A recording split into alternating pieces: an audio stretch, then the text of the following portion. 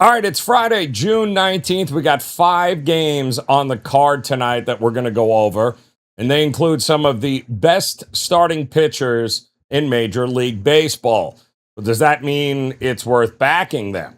Hey, it's Joe Raineri, WagerTalk.com, and this is another edition of First Five. So let's dive in because game one, we're going to talk about Milwaukee at Atlanta. Now, last time out that we saw the Miz, he threw 9 innings. He struck out 15 guys and walked, yet nobody against the Phillies. Tonight, he's in Atlanta.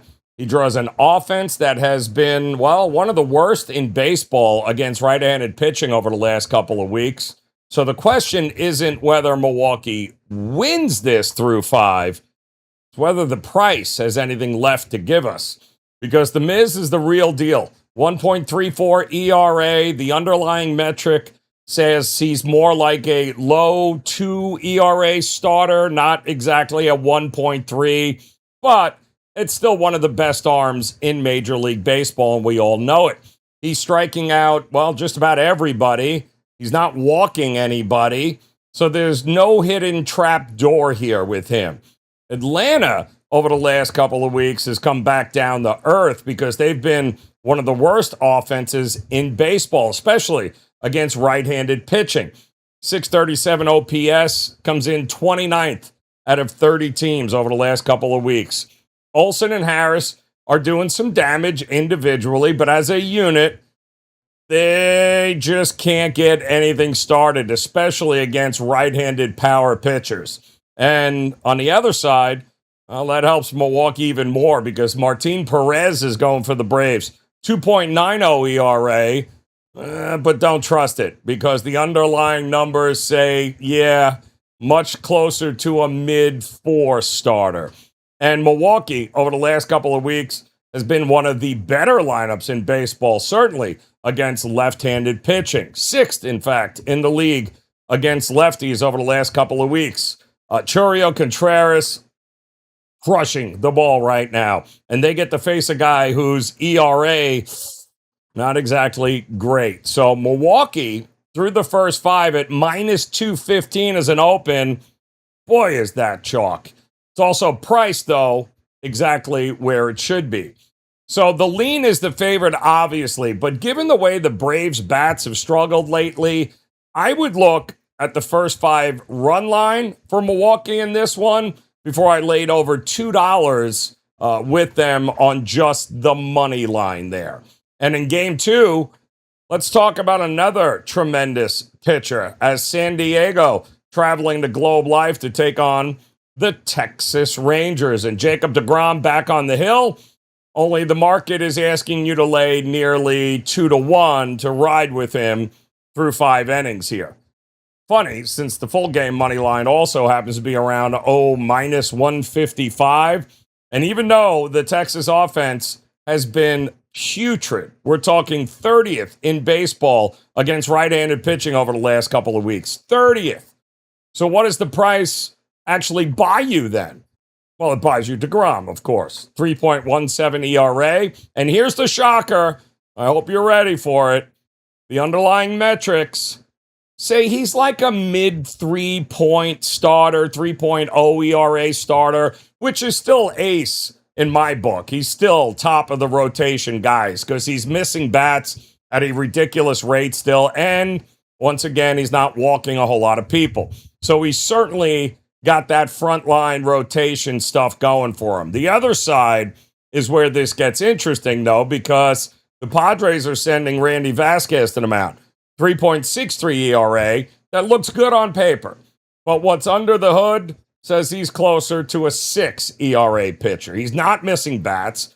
He's pitching to contact, and he's been getting away with it. And that profile will get exposed when that contact starts finding holes through the infield or into the gaps in left and right center. Here's the part that complicates the side, though. Texas, their offense, I told you over the last couple of weeks, 30th in baseball against right-handed pitching. San Diego, not much better. 28th also against right-handed pitching. So we've got 2 less than mediocre lineups. We got 2 right-handed starters. The first 5 total, by the way, already pushed down to around 3.5, I saw this morning. Not a lot of run scoring, I think, on tap in this game. But I'm also not laying nearly $2 with a Texas offense that hasn't done anything against right-handed pitching. Or really, any pitching, for that matter. Boy, have they gotten bad. If anything, I think the first 5 under is the more interesting read, though at 3.5, it's already a tight number. I would also lean towards the Padres team total under in the first 5. I think 1.5 is what I saw it at. There's just no value on the side at this price. And again, first 5 at minus $2, the full game money line minus 155. The market is telling you, we love DeGrom. We don't love anything else Texas is bringing to the table. Now, before we get to a few more games here, don't forget to smash that like button, hit the subscribe button, and become part of that WagerTalk TV family, as we are your one-stop shop for everything market-related here in sports. And we got 3 more games to get to, and we're going to start in the Bronx with game number 3 as the Yankees, who have been crushing the ball lately, 6.5 runs a game over the last couple of weeks. Except for last night, where they apparently forgot that they are 3rd in baseball against right-handed pitching over those last 14 days. But tonight, at Yankee Stadium, they'll get Rhett Lauder, who hands out free passes like they're chiclets. So why is the market sitting at minus 260 with the Yankees in the first 5? Well, because the other side checks out. It's Cam Schlittler at 1.82 ERA, and his underlying metrics, again, not a shock, says he's more like a low 2.0 starter than a 1.8, which is what he is rolling with right now. But that, again, that's still top of the rotation stuff. He is a legit number 1, and he's missing bats at a high rate, and he, again, barely walks anybody. So you're not looking at an ERA trap here. Lauder is the opposite of that. 4.60 ERA, and the underlying numbers are in right around that same neighborhood. So the story isn't the ERA. With Lauder, it's the walk rate. He's another starting pitcher that's handing out walks like they're chiclets, and a Yankee lineup that's scoring like it doesn't need help getting on base, and that could be a big problem for the Reds here tonight. Goldschmidt, Bellinger, smashing it right now. And Cincinnati over the last couple of weeks has been one of the worst offenses in baseball, especially against right-handed power pitchers. 24th in OPS, in fact. They clearly missed De La Cruz, but the good news is he's expected to begin a rehab assignment tonight for the Reds. So looks like he'll be back in that lineup sooner rather than later. But they're still walking into Yankee Stadium against Schlittler in what is one of his best stretches this year. Minus 260 through the first 5. Boy, is that chalky. But it's also exactly, again, where this game should be priced. Now, the side isn't where, to me, the value sits. I think we're getting runs in this game. I think the first 5 over at 4.5 is a pretty good angle to look at, simply because Lauder's walks turn into runs against lineups that can put the ball in play. And that's exactly what the Yankees do. Yankees also very patient at the plate. Through 5, I think runs are happening. I think we get them. I would also price out the Yankees team total in the first 5. This way, you don't have to rely on any help from the Reds offense in the first 5. You just look for the Yankees to do the heavy lifting.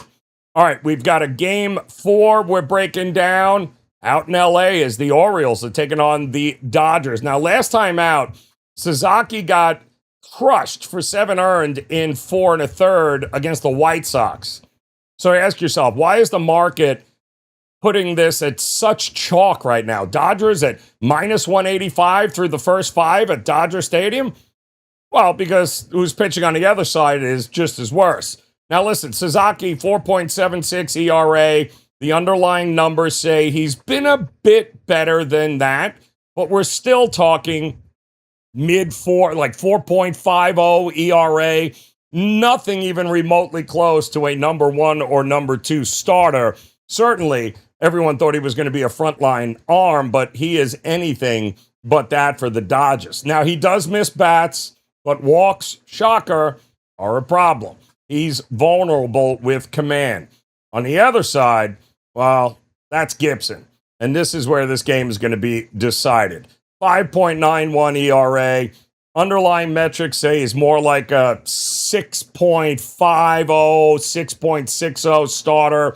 And again, he's another one handing out walks at a brutal clip. That's not what you want against the Dodgers lineup that's ranked second in baseball in OPS against right-handed pitching over the last couple of weeks. They've been smashing it. Muncy's good. Ohtani, you guys know the routine. This is a recipe for big innings for the Dodgers. Baltimore's bats, middle of the pack against right-handed pitching over the last few weeks. Alonso and Henderson certainly can hurt you, but that's just not enough on their own if Sasaki does and is able to get through the first couple of innings without any damage. I don't want to lay minus 185 on Sasaki, especially coming off a 7-run outing. However, I do want the Dodgers bats against Gibson. I'm looking at the first 5 over here at 5.5. I think that's got some real value here, guys. I would pay. It's going to be juiced, but I would still look at runs in the first 5 more than a side. And finally, before we get to game 5, I do want to let you know I am locked and loaded over on my page at WagerTalk.com, WT.buzz/JR. We are right now 5-0 this week on our Major League Baseball top plays. Not to mention going on over 40-plus days now.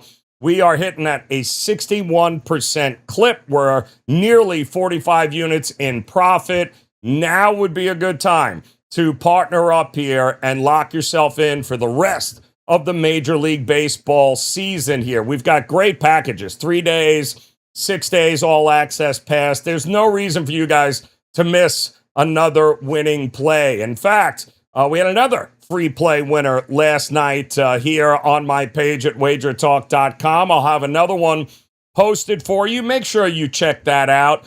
But seriously, consider partnering with me, and let's pad that bankroll and get you ready for what is going to be another monster football season for us, both college and the NFL. So go grab that best bet and become part of the team here as we look to keep the profits rolling in Major League Baseball. WT.buzz/JR. All right, final game that we're going to talk about here. Where else would you want to go besides Colorado? That's right, Coors, with one of the hottest offenses in baseball against right-handed pitching over the last 14 days. Yep. And I'm not talking about Pittsburgh, although they've been good. I am talking about a red-hot Colorado Rockies offense who get Bubba Chandler on the mound for the Pirates. And another guy just loves walking dudes. And that is where the math lives in this game, because Chandler's sitting around 4.76 for an ERA. And what's under the hood says he is a touch better than that. And I like Bubba Chandler, but the walk rate is what kills him. And against the hottest lineup in baseball right now, in altitude, walks turn into runs in a hurry here. Now, the only saving grace is the Pirates get to face Kyle Freeland, and he is just an absolute dumpster fire. 7.98 ERA. And yes, the underlying metrics tell us he is actually better than that number is saying. But we're still talking about a dude who pitches to around a mid-6 ERA. It's not very good. And he doesn't have the answer either, by the way. So Pittsburgh is swinging it well over the last week. They got Reynolds back, Rodriguez putting up numbers. They just put up, 22-plus runs, I think, against the Athletics in Sacramento. The catch is they have struggled a little bit against left-handed pitching, though, over the same time frame.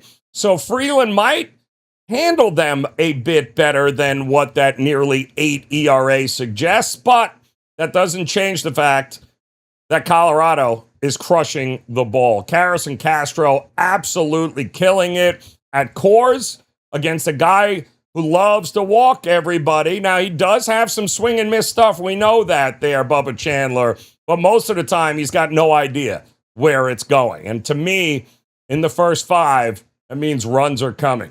First 5 total, 6.5. And I think that's the only way to look in this one here. Both teams have reasons to score. Both arms have reasons to give up runs. And I would most definitely look for runs in this one, I think early and often. So there you got it. We got some of the best pitchers in Major League Baseball on the mound here tonight at ridiculously chalky prices.